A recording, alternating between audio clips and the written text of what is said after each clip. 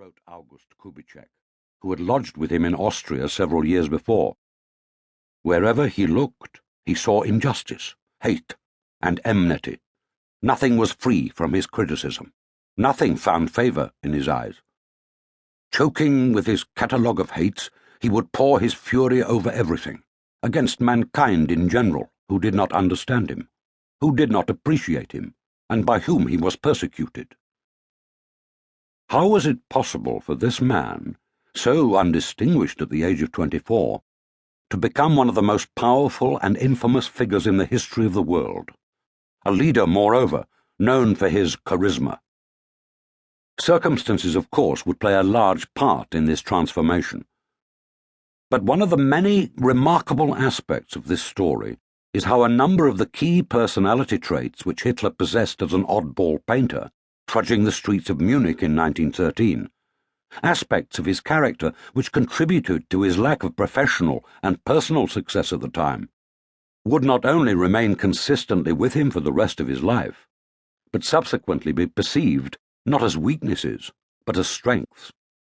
Hitler's monumental intolerance, for instance, meant that he found it impossible to debate any issue. He would state his views, and then lose his temper if he was systematically questioned or criticized. But what was perceived as ignorant slogan shouting in 1913 would later be seen as certainty of vision. Then there was his massive overconfidence in his own abilities.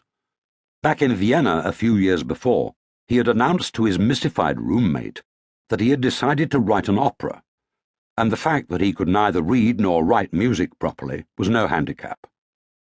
In years to come, this overconfidence would be perceived as a mark of genius. By the time he arrived in Munich, Hitler had already experienced years of disappointment.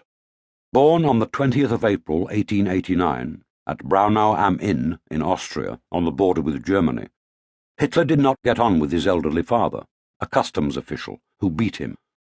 His father died in January 1903 at the age of 65, and his mother succumbed to cancer 4 years later in December 1907, when she was just 47 years old. An orphan at the age of 18, Hitler drifted between Linz in Austria and the capital, Vienna, and for some months in 1909 he experienced real destitution, before a small financial gift from an aunt allowed him to set up as a painter. He disliked Vienna, believing it to be a seedy, impure city, awash with prostitution and corruption. It wasn't until his 24th birthday, when he received a delayed legacy of just over 800 kronen from his father's will, that he was able to leave Austria and seek lodgings in Munich. This German city, a place which he later said he was more attached to than to any other spot of earth in this world. But even though he was living at last in a city he loved, Hitler seemed en route to absolute obscurity. Despite the impression he later wanted the world to have in his autobiography, Mein Kampf, written 11 years later, Hitler tried to convince his readers that during this time he had functioned almost as an embryonic politician. In 1913, Hitler was a socially and emotionally inadequate individual drifting through life without direction. Crucially, what he lacked at 24, and what many other historical figures perceived as charismatic leaders already possessed by this age, was a sense of personal mission. He only discovered what he passionately believed was his mission in life as a result of the First World War and the manner in which it ended. Without these epic events, he would almost certainly have remained in Munich and be unknown to history. Instead, he began his journey into the consciousness of the world on the 3rd of August 1914, when he petitioned, as an Austrian, to join the Bavarian army. Just 2 days before, on the 1st of August, Germany had declared war on Russia. Hitler now passionately wanted to serve the German state he so admired, and his wish was granted when in September 1914 he was sent as an ordinary soldier to the 16th Bavarian Reserve Regiment, also known as the List Regiment. The following month, he saw action for the first time close to Ypres.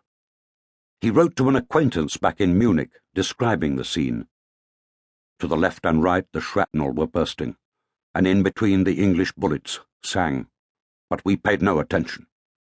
Over us the shells were howling and whistling.